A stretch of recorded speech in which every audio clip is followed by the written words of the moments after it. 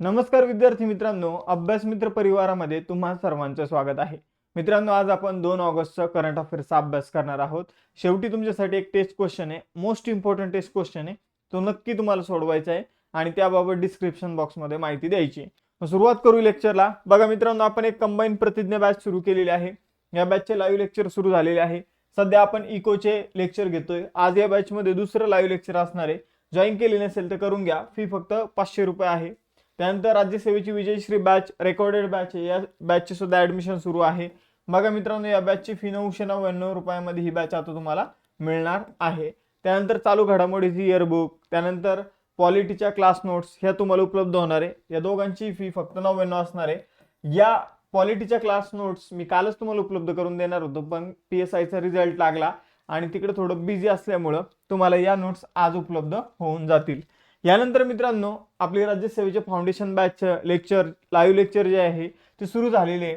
तुम्ही आज बघू शकता, कालचं लेक्चर तुम्ही बघू शकता. जिओग्राफीचं मॅडमनी 7 वाजता लेक्चर घेतलेले आहे. आज सुद्धा 7 वाजताच लेक्चर होणार आहे. ठीक आहे. त्यानंतर स्पेशल NCERT बॅच आपली सुरू झालेली आहे मराठी माध्यमातून. तर या सगळ्या बॅचेस अभ्यास मित्र ऍप्लिकेशनवर मिळणार आहे.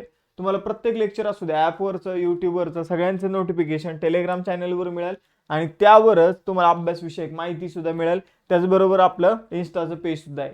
जर तुम्हाला जुने स्टेट बोर्ड वगैरे डाउनलोड करायचे असेल तर आपली अभ्यास मित्राची वेबसाईट आहे abhyasmitra.in. यानंतर लेक्चरला सुरुवात करूया. 2 ऑगस्टचे करंट अफेअर्सचा अभ्यास करूया. बघा, पहिला प्रश्न आहे, संघ लोकसेवा आयोग म्हणजे UPSCचे नवीन अध्यक्ष म्हणून कोणाची नियुक्ती करण्यात आली? तर UPSCचे नवीन अध्यक्ष म्हणलेले आहे प्रीती सुदान. प्रीती सुदान यांनी कोणाची जागा घेतलेली आहे? तर प्रीती सुदान यांनी मनोज सोनी यांची जागा घेतलेली. कोणाची जागा घेतली? तर मनोज सोनी यांची जागा घेतलेली आहे. बघा मित्रांनो, मनोज सोनी यांनी त्यांचा कार्यकाळ पूर्ण होण्या अगोदरच, म्हणजे जवळपास 5 वर्ष कार्यकाळ बाकी होता, त्या अगोदरच त्यांनी राजीनामा दिला आणि आता त्यांच्या जागी एक IAS अधिकारी, जे 1983च्या बॅचच्या आंध्र प्रदेश केडरच्या IAS अधिकारी आहे, निवृत्त IAS अधिकारी प्रीती सुदान यांची नियुक्ती करण्यात आलेली आहे. आता प्रीती सुदान ऑलरेडी UPSC मध्ये 2022 पासून सदस्य म्हणून कार्यरत होत्या. आता त्या अध्यक्ष बनलेल्या आहे. आता UPSC मध्ये काम करण्या अगोदर आरोग्य आणि कुटुंब कल्याण मंत्रालयामध्ये सचिव या पदावर त्यांनी काम केलेलं आहे. आता UPSC बाबत जाणून घेऊया. बघा, 1919 मध्ये एक कायदा आला होता, त्याचं नाव होतं मॉन्टेग्यू चेम्सफोर्ड कायदा. तर हा जो मॉन्टेग्यू चेम्सफोर्ड कायदा होता, यानुसार संघ लोकसेवा आयोग किंवा केंद्रीय लोकसेवा आयोगाची स्थापना करण्यात आली होती. तर हा मुद्दा आपल्याला लक्षात ठेवायचा आहे. आणि यानंतर जो भारत सरकारचा कायदा 1935चा आला होता, त्यानुसार संयुक्त लोकसेवा आयोग आणि राज्य लोकसेवा आयोगाची स्थापना जी आहे ती करण्यात आली होती. बघा, जो काही केंद्रीय लोकसेवा आयोग आहे त्याची स्थापना 1 ऑक्टोबर 1926 मध्ये करण्यात आलेली आहे स्थापना. आता बघा, कोणत्या कमिशननुसार याची स्थापना करण्यात आली? तर ली कमिशननुसार याची स्थापना करण्यात आली होती. मुख्यालय आहे नवी दिल्लीमध्ये. भाग 14 आणि अनुच्छेद म्हणजे कलम 315 ते 323 मध्ये केंद्रीय लोकसेवा आयोग तसेच राज्य लोकसेवा आयोगाबाबत महत्वाची इन्फॉर्मेशन भारतीय राज्यघटनेमध्ये दिलेली. भाग 14 कलम 315 ते 323. यानंतर आपण डेली एक राज्यपालाबाबत क्वेश्चन बघतोय, कारण अलीकडे खूप सारे राज्यपाल जे आहे ते बदलण्यात आलेले. मग बघा, जुलै 2024 मध्ये आसामचे नवीन राज्यपाल कोणाला बनवण्यात आले? तर जुलै 2024 मध्ये आसामचे नवीन राज्यपाल बनलेले आहे लक्ष्मण प्रसाद आचार्य. कोण बनलेले? लक्ष्मण प्रसाद आचार्य. आता बघा, लक्ष्मण प्रसाद आचार्य यांच्याकडे आसाम व्यतिरिक्त मणिपूरचाही अतिरिक्त कार्यभार आहे. म्हणजे आसाम आणि मणिपूर या दोन्ही राज्याचे सध्याचे राज्यपाल कोण आहे? लक्ष्मण प्रसाद आचार्य. यांनी कोणाची जागा घेतली? तर गुलाबचंद कटारिया यांची त्यांनी जागा घेतलेली आहे. मग आता मी तुम्हाला सांगितलं की 2-3 राज्यपाल लक्षात ठेवा, जसे की हरिभाऊ किसनराव बागडे राजस्थानचे नवीन राज्यपाल आहे. त्याचबरोबर CP राधाकृष्णन हे महाराष्ट्राचे नवीन राज्यपाल आहे. त्याचबरोबर जिष्णुदेव वर्मा हे तेलंगणाचे नवीन राज्यपाल आहे. ओमप्रकाश माथुर सिक्कीमचे नवीन राज्यपाल. संतोष कुमार गंगवार झारखंडचे नवीन राज्यपाल. रामेन डेका हे छत्तीसगडचे नवीन राज्यपाल. CH विजयशंकरन मेघालयचे नवीन राज्यपाल. गुलाबचंद कटारिया पंजाब आणि चंदीगडचे नवीन राज्यपाल. ठीक आहे. लक्ष्मण प्रसाद आचार्य आसाम आणि मणिपूरचे नवीन राज्यपाल आणि कैलाश नाथन पुदुचेरीचे नवीन राज्यपाल बनलेले आहे. यानंतर पुढे जाऊया. तिसरा क्वेश्चन. आता टाइम मॅगझिन तुम्हाला माहित असेल, टाइम मासिक. तर टाइम मासिकाने अलीकडे 2024 मध्ये जगातील महान ठिकाणांची यादी जी आहे ती जाहीर केली. त्यामध्ये भारतामधील किती स्थळांचा त्यामध्ये समावेश होता असा आपल्याला प्रश्न आहे. तर भारतामधील 3 स्थळं जी आहे जगातील महान स्थळांच्या यादीत भारतातील 3 स्थळांचा समावेश होता, जी यादी टाइम मासिकाने जाहीर केलेली आहे. मग ही 3 स्थळं कोणती होती? तर बघा, महाराष्ट्रातील म्युझियम ऑफ सोल्युशन्स, त्यानंतर हैदराबादमधील मनम चॉकलेट आणि ठिकाणे, आणि त्यानंतर हिमाचल प्रदेशमधील नार म्हणून ठिकाणे. या 3 ठिकाणांचा त्यामध्ये समावेश करण्यात आला होता. टाइम मासिक जे आहे तर त्याची स्थापना 1923 मध्ये करण्यात आली होती. मग आता हे काय करत असतं, time person of the year आणि असे वेगवेगळे जे काही त्यांचे पुरस्कार आहे ते जाहीर करत असतं. बघा मित्रांनो, याचं मुख्यालय न्यूयॉर्क USA मध्ये आहे आणि मुख्य कार्यकारी अधिकारी CEO आहे जेसिका सिबली. यानंतर पुढे जाऊया. चौथा क्वेश्चन, मानवी तस्करी विरुद्ध जागतिक दिन 2024 मध्ये कधी साजरा केला जातो? तर बघा मित्रांनो, कधी साजरा केला गेला हे बरोबर राहील. तर बघा, मानवी तस्करी विरुद्ध जागतिक दिन जो आहे 2024 मध्ये 30 जुलै रोजी सेलिब्रेट करण्यात आला. आता 30 जुलै रोजी अजून एक दिवस असतो, तो असतो जागतिक मैत्री दिवस. कोणता असतो? जागतिक मैत्री दिवस. तर जागतिक मैत्री दिवस कधी सेलिब्रेट केला जातो? तर 30 जुलैला. आणि मानवी तस्करी विरोधात जागतिक दिन जो आहे तो सुद्धा 30 जुलैला सेलिब्रेट केला जातो. तर या 2 गोष्टी लक्षात ठेवायच्या आहे. मग बघा, या वर्षीची थीम काय होती? Leave no child behind in the fight against human trafficking. मी परत एकदा रिपीट करतो, लिव्ह नो चाइल्ड म्हणजे कोणत्याही बालकाला आपल्याला मागे ठेवायचं नाहीये. कशाशी संबंधित? तर जो काही ह्युमन ट्रॅफिकिंग, मानवी तस्करी विरोधात जो लढा आहे त्या लढ्यामध्ये आपल्याला कोणत्याही बालकाला मागे ठेवायचं नाहीये. यानंतर 5वा क्वेश्चन, जुलै 2024 मध्ये इंग्लिश चॅनल एकट्याने पार करणारी जगातील सर्वात तरुण आणि सर्वात वेगवान पॅरा स्विमर कोण बनलेली? आता पॅरा शब्द कधी वापरला जातो? जेव्हा एखादा खेळाडू अपंग असतो त्यासाठी पॅरा हा शब्द वापरला जातो. मग पॅरा स्विमर म्हणजे काय? तर या खेळाडूला निश्चितच काही ना काही अपंगत्व असणार. मग आता इथं बघा मित्रांनो, इंग्लिश चॅनल काय हे सुरुवातीला समजून घेऊ. आता बघा, इथं वर तुम्हाला इंग्लंडचा नक्षा दिसतोय, खाली तुम्हाला फ्रान्सचा नक्षा दिसतोय. मग फ्रान्स आणि इंग्लंड मध्ये हे जे काही तुम्हाला अटलांटिक महासागराचा हा जो काही भाग दिसतो तर त्याला म्हटलं तर इंग्लिश चॅनल. ठीक आहे, त्याला काय म्हटलं तर इंग्लिश चॅनल. आता इंग्लिश चॅनलचं आपण जर बघितलं 34 किलोमीटर अंतर आहे. हे टोटल फ्रान्स पासून जे काही इंग्लंड पर्यंतचं अंतर आहे हे किती किलोमीटरचं आहे? तर 34 किलोमीटरचं आहे. मग 34 किलोमीटर अंतर जे आहे ते कोणी पार केलेले आहे? तर जिया वर्मा हिने पार केलेले आहे. मित्रांनो, ही मुंबईची मुलगी आहे म्हणून त्यावर आपल्याला प्रश्न विचारला जाऊ शकतो. 16 वर्षाची आहे. ठीक आहे, आणि ऑटिझम स्पेक्ट्रम डिसऑर्डरने ग्रस्त आहे म्हणून ती एक पॅरा खेळाडू म्हणून गणली जाते. तर बघा मित्रांनो, हिने हे 34 किलोमीटर अंतर 17 तास 25 मिनिटांमध्ये पार केलेलं आहे. तर एवढं आपल्याला लक्षात ठेवायचं. GRI हे नाव आपल्याला माहित असलं पाहिजे. ठीक आहे, या अगोदर आपण जर तुम्हाला असा प्रश्न आला की इंग्लिश चॅनल पार करणारे म्हणजे पोहून ओलांडणारे भारतातील पहिली व्यक्ती कोण होते? तर मिहिर सेन हे भारतातील पहिली व्यक्ती होते. त्यांनी 1958 मध्ये इंग्लिश चॅनल पहिल्यांदा ओलांडलं होतं. यानंतर 6वा क्वेश्चन, भारतीय रिझर्व्ह बँकेने कोणत्या कंपन्यांसाठी क्रॉस बॉर्डर पेमेंट ॲग्रिगेटर परवाना जाहीर केलेला आहे? तर बघा, पेमेंट ॲग्रिगेटर क्रॉस बॉर्डर नावाचा एक परवाना असतो, एक लायसन असतं. हे लायसन काय असतं? आयात आणि निर्यात करण्यासाठी जर तुम्हाला ऑन दी स्पॉट पेमेंट करायचं असेल, फॉर एक्झाम्पल तुम्ही एखादी गोष्ट आयात केली आणि ती मुंबई पोर्टवर आली तर तुम्हाला तिथे एखादं पेमेंट करायचे, किंवा तुम्ही एखादी गोष्ट निर्यात करताय आणि तुम्हाला जर एखादं पेमेंट करायचे, ठीक आहे, किंवा स्वीकारायचं एखादं पेमेंट, तर या केसमध्ये आता जो काही क्रॉस बॉर्डर पेमेंट ॲग्रिगेटरचा परवाना ज्या समजून घ्या कंपनीकडे असेल त्या कंपनीच्या माध्यमातून तुम्हाला पेमेंट करावं लागेल. फॉर एक्झाम्पल आता अलीकडे ॲमेझॉन पेला, बिल डेस्कला आणि आयडेन यांना हा परवाना देण्यात आलेला आहे. मग आपण ॲमेझॉन पेच्या माध्यमातून फॉर एक्झाम्पल अमेरिकेवरून मी एखादी गोष्ट मागवली, ठीक आहे, मग समजा जिमचं जे काही ट्रेडमिल वगैरे असतं ते मागवलं आणि मग मला पेमेंट करायचं, मी ॲमेझॉन पेचा वापर करून ते पेमेंट करू शकतो. ठीक आहे, यालाच म्हटलं तर क्रॉस बॉर्डर पेमेंट. मग क्रॉस बॉर्डर पेमेंटसाठी अलीकडे RBIने आयडेन, ॲमेझॉन पे, बिल डेस्क या तिन्ही संस्थांना काय दिलेली आहे? मान्यता दिली. म्हणून आपलं उत्तर पर्याय क्रमांक 4 असेल. सर्वचे सर्व कसे बरोबर आहे.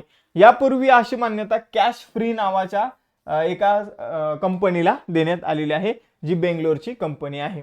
यानंतर पुढे जाऊया मित्रांनो. बघा, इम्पॉर्टंट क्वेश्चन आहे. कोणता देश 66 वर्षानंतर 2024 मध्ये प्रतिष्ठित 32वी आंतरराष्ट्रीय कृषी अर्थशास्त्र परिषद आयोजित करेल?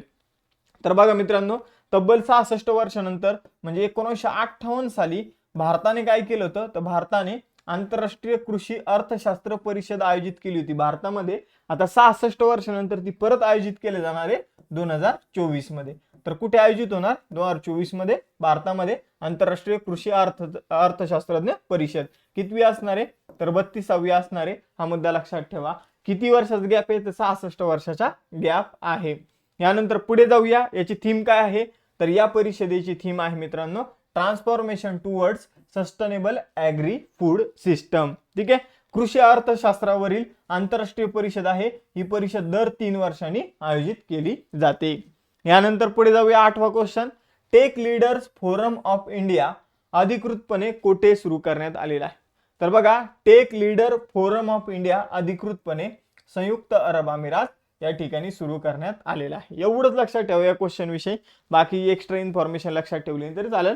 पण कशासाठी सुरू करण्यात आलं, हे जे काही tech leader forum of India हे कशासाठी सुरू करण्यात आलं, तर जे काही इंजिनियर्स आहे, तर इंजिनियर्सला आवश्यक संसाधनं, ज्ञान, नेटवर्क प्रदान करण्यासाठी या फोरमची सुरुवात करण्यात आलेली आहे.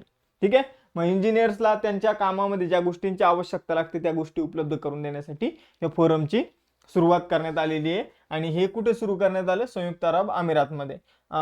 UAE आपण त्याला म्हणतो, युनायटेड अरब अमिरात. याची राजधानी काय, अबुधाबी. चलन आहे दिरहम. त्यानंतर राष्ट्रपती आहे शेख मोहम्मद बिन जायद अल नाहयान. यानंतर 9वा क्वेश्चन. केंद्रीय मंत्री भूपेंद्र यादव यांनी आयडियाज फॉर लाईफ पोर्टल कुठे सुरू केलं, तर बघा मित्रांनो केंद्रीय मंत्री भूपेंद्र पटेल यांनी आयडियाज फॉर लाईफ नावाचं पोर्टल जे आहे ते नवी IIT दिल्ली या ठिकाणी सुरू केलेलं आहे. आता आयडियाज फॉर लाईफ हे पोर्टल नेमकं काय आहे, तर मानवाने पर्यावरणाशी सुसंगत जीवनशैलीचा स्वीकार करावा यासाठी आपल्याला या पोर्टलवर माहिती दिली जाणार आहे. आजकाल आपण जर बघितलं तर आपलं जीवन जे आहे ते पर्यावरणाचे विपरीत चालू आहे. आपण कधीही झोपतो, कधीही उठतो. ठीक आहे, अन्नामध्ये सुद्धा काही पण खातो. तर इथं जर बघितलं तर मानवाने परत त्याचं जीवन जे आहे ते पर्यावरणाशी सुसंगत बनवलं पाहिजे. आणि मग त्यासाठी आयडियाज फॉर लाईफ नावाचं पोर्टल जे आहे ते सुरू करण्यात आलं IIT दिल्ली या ठिकाणी. आणि हे कोणी सुरू केलं, याचं लॉन्चिंग कोणी केलं, भूपेंद्र यादव केंद्रीय मंत्री यांनी याचं लॉन्चिंग केलेलं आहे. त्यानंतर बघा सुविधा सॉफ्टवेअर व्हर्जन 1.0 किंवा सुविधा सॉफ्टवेअर आवृत्ती 1.0. ठीक आहे, कोणी लॉन्च केलं, तर सुविधा सॉफ्टवेअर जे आहे ते भारतीय तटरक्षक दलाने लॉन्च केलेलं आहे. बघा भारतीय तटरक्षक दलाचे वेगवेगळी तटरक्षक दल आहे बघा, पूर्व किनारपट्टीवर, पश्चिम किनारपट्टीवर. म्हणजे सगळ्यांमध्ये समन्वय निर्माण व्हावा यासाठी सुविधा सॉफ्टवेअर आवृत्ती 1.0 जे आहे तर ते लॉन्च करण्यात आलेले. हे एका प्रकारचं काय पोर्टलच आहे. भारतीय तटरक्षक दल जे आहे त्याची स्थापना 1 फेब्रुवारी 1977 साली करण्यात आली होती. मुख्यालय आहे नवी दिल्ली. महासंचालक आहे राकेश पाल. त्यानंतर 11वा question. Jamshed Tata powerful lessons for corporate success. तर हे पुस्तक कोणी लिहिलं, तर Jamshedji Tata powerful lesson for corporate success हे पुस्तक R गोपालकृष्णन आणि हरीश भट या दोघांनी मिळून लिहिलेलं आहे. म्हणून पर्याय क्रमांक 3 उत्तर असेल, 1 आणि 2 दोन्ही. ठीक आहे, यानंतर पुढे जाऊया. बघा यामध्ये जमशेदजी टाटा कसे सक्सेसफुल झाले कसे नाही याबाबत या Jamshedji Tata powerful lessons for corporate success या पुस्तकामध्ये दिलेलं आहे. यानंतर 12वा question. All India education summit 2024 मध्ये कुठे आयोजित करण्यात आलेली आहे, तर बघा ऑल इंडिया एज्युकेशन समिट जी आहे ती 2024 मध्ये नवी दिल्ली या ठिकाणी आयोजित करण्यात आलेली आहे. बघा ऑल इंडिया एज्युकेशन समिट जी आहे तर ती राष्ट्रीय शैक्षणिक धोरण जे 2020 नवीन न्यू एज्युकेशन पॉलिसी आहे त्या अंतर्गत आयोजित करण्यात आलं होतं. ठीक आहे, शिक्षणाशी संबंधित यामध्ये बऱ्याचशा चर्चा ज्या आहे तर त्या केल्या जातात ऑल इंडिया एज्युकेशन समिट. तर तुम्हाला लक्षात ठेवायचं नवी दिल्लीमध्ये आयोजित करण्यात आली. कशाच्या अंतर्गत, न्यू एज्युकेशन पॉलिसीच्या अंतर्गत. न्यू एज्युकेशन पॉलिसी जी 2020 त्याने कशाची जागा घेतलेली आहे, तर 1986 ची जी काही एज्युकेशन पॉलिसी होती त्याची त्याने जागा घेतलेली आहे. आणि न्यू एज्युकेशन पॉलिसीचा उद्देश 2030 पर्यंत भारतीय शिक्षण पद्धतीत बदल घडून आणणं. यानंतर 13वा क्वेश्चन. कोणत्या व्याघ्र प्रकल्पामध्ये प्रथमच वीज निर्मितीसाठी विंड टर्बाईन बसवण्यात आले. विंड टर्बाईन काय असतात, तर पवनचक्की जे असतात त्यांना विंड टर्बाईन म्हटलं तर हवेमुळे ते काय होत असतात तर फिरत असतात. तर हे विंड टर्बाईन जे आहे ते पेरियार व्याघ्र प्रकल्प जे आहे त्यामध्ये बसवण्यात आलेले आहे. बघा मित्रांनो केरळमध्ये आहे पेरियार व्याघ्र प्रकल्प, हा मुद्दा लक्षात ठेवा. तर यामध्ये विंड टर्बाईन बसवण्यात आलेले या व्याघ्र प्रकल्पाची स्थापना 1978 मध्ये करण्यात आली होती. त्यानंतर आंतरराष्ट्रीय मैत्री दिन 2024 मध्ये कधी साजरा केला जातो किंवा कधी साजरा केला गेला, तर मी तुम्हाला पहिले सांगितलं होतं आंतरराष्ट्रीय मैत्री दिन 30 जुलैला सेलिब्रेट करण्यात येतो. कधीपासून सेलिब्रेट करण्यात येतो? 2011 पासून सेलिब्रेट करण्यात येतो. यानंतर पुढे जाऊया. 15वा क्वेश्चन, कोणत्या राज्याच्या विधानसभेने सुधारित म्हणजे संशोधित धर्मांतर विरोधी विधेयक मंजूर केलेलं आहे? तर जे लोक स्वतःचा धर्म बदलतात त्या विरोधात एक विधेयक जे आहे ते अलीकडे मंजूर करण्यात आलं. ठीक आहे, ते कुठे मंजूर करण्यात आलं? तर उत्तर प्रदेशमध्ये मंजूर करण्यात आलेलं आहे. तर हा मुद्दा लक्षात ठेवा. आता टेस्टसाठी एक क्वेश्चन देतो. बघा मित्रांनो, संघ लोकसेवा आयोग UPSCच्या नवीन अध्यक्ष म्हणून कोणाची नियुक्ती करण्यात आलेली आहे? त्याचबरोबर बघा मित्रांनो, UPSCची स्थापना कोणत्या कायद्यानुसार करण्यात आली? त्याचबरोबर राज्य लोकसेवा आयोग आणि संयुक्त लोकसेवा आयोगाची स्थापना कोणत्या कायद्यानुसार करण्यात आली? संयुक्त लोकसेवा आयोग आज आपल्याला बघायला मिळतो का? ठीक आहे. आणि त्याचबरोबर तुम्हाला UPSC बाबत आणि MPSC बाबत जे काही आर्टिकल्स आहे संविधानामध्ये, तर ते कमेंट बॉक्समध्ये उत्तरामध्ये मेन्शन करायचे. आता डेली तुम्ही जर आन्सर देत राहिले तर तुमची प्रॅक्टिस होईल आणि तो टॉपिक तुमचा परफेक्ट होऊन जाईल. नंतर तुमचं कन्फ्युजन नाही होणार पेपरमध्ये त्यावर जर क्वेश्चन आलं तर. थांबूया मित्रांनो इथं. पण लेक्चर थांबवण्या अगोदर कंबाईनची प्रतिज्ञा बॅचचे आज दुसरं लेक्चर असणार आहे बरोबर 8:30 वाजता. लेक्चर अटेंड करायला विसरू नका. लवकरात लवकर बॅच जॉईन करा. त्यानंतर राज्यसेवेची विजयश्री बॅच सुद्धा आपल्याकडे. त्यानंतर चालू घडामोडीची इयरबुक आहे फक्त 99 रुपीजमध्ये. त्यानंतर पॉलिटीच्या क्लास नोट्स तुम्हाला उपलब्ध होऊन जातील. ते उपलब्ध होण्यासाठी पहिले ॲपमध्ये परचेस करा 99 रुपीजमध्ये. त्या सुद्धा अवेलेबल आहे. राज्यसेवेची फाउंडेशन बॅचची लाईव्ह लेक्चर सुरू झालेली, तर ही बॅच सुद्धा तुम्ही जॉईन करू शकता.